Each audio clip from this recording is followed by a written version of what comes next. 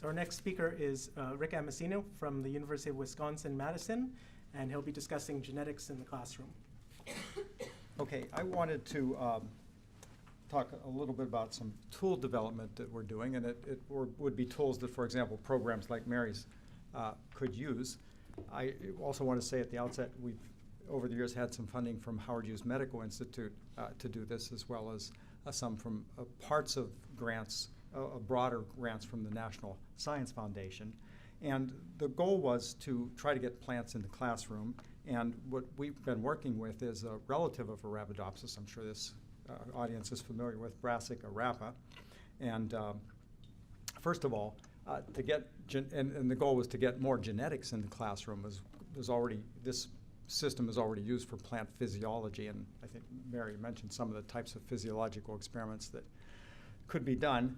And I don't have to make a strong argument to this group that plants are ideal for genetics in the classroom as opposed to some other models for a large number of reasons. They don't fly away. They're easy and inexpensive to grow. Almost all teachers have grown a plant, so they're familiar with it. Seeds can be readily stored, and there are many interesting phenotypes that you can look at without a microscope as well.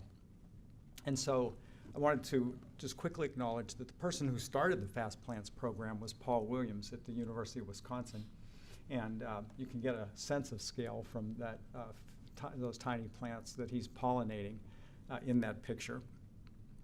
But those plants were not self-compatible. And as, again, this group knows, genetic model systems like Arabidopsis benefit from having self-compatibility. So what I set out to do was create a self-compatible types of Brassica rapa.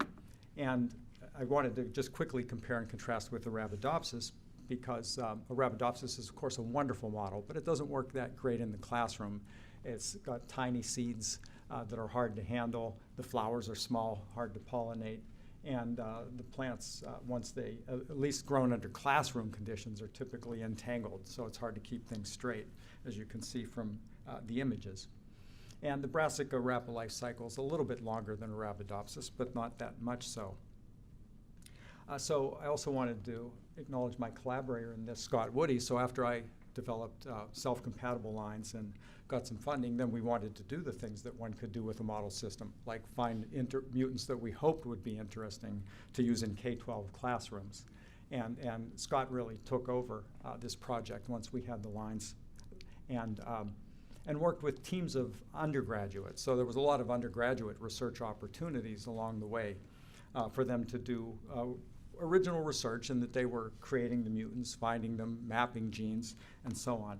Just quickly, some of the types of mutants that we have, that we've been deployed in classrooms. And by the way, how we've been deploying things is having summer workshops for teachers. So they go back and work in their classrooms. We visit the classrooms that are local, but we've had teachers from all over the country in summer workshops over the years.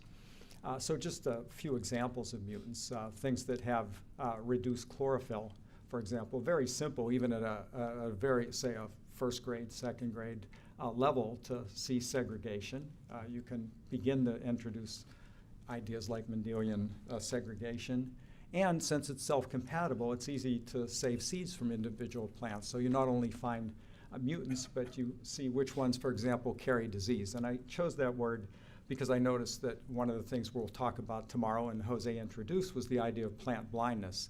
One small way to get at that is to introduce plants as organisms that aren't that different from us. And so we often use some of the terms that you might find in thinking about human genetics. It's the same thing, and I'll give you some examples of that.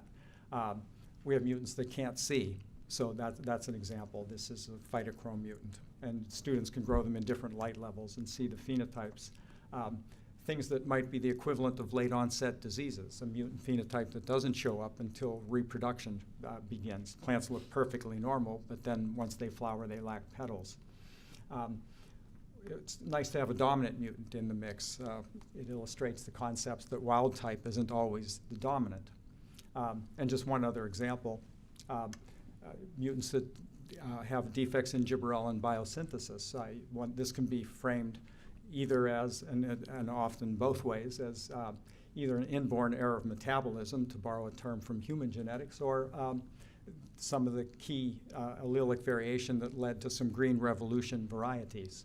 And this is just an example. It's a little grainy because it was sent to us by a student who was doing a titration of gibberellin with this. The final thing I wanted to introduce is that for more advanced classrooms, for example, AP high school, we've also developed molecular tools, DNA polymorphic maps that we've contributed to it, but developed by many people in the field, but you can apply it then to this classroom plant. I guess this is familiar to everyone, but we can be mapping genes. So we both do this in classrooms with real samples, and we also have simulations to let students do this if they don't have access to PCR machines and so forth. And again, just showing that we can get some very robust mapping results. But in terms of what this illustrates, of course, we can use this to identify genes responsible for traits, and our undergraduate teams have identified the causative gene for all the mutants that I've shown to you. But of course, a great help to that was knowing what to look for from Arabidopsis.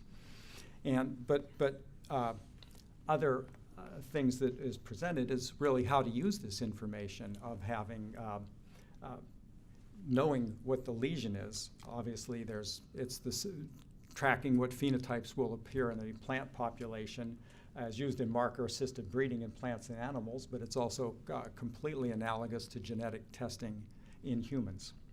So that was just a quick tour of what we did to try to stay on time, and some of the resources are described at our website.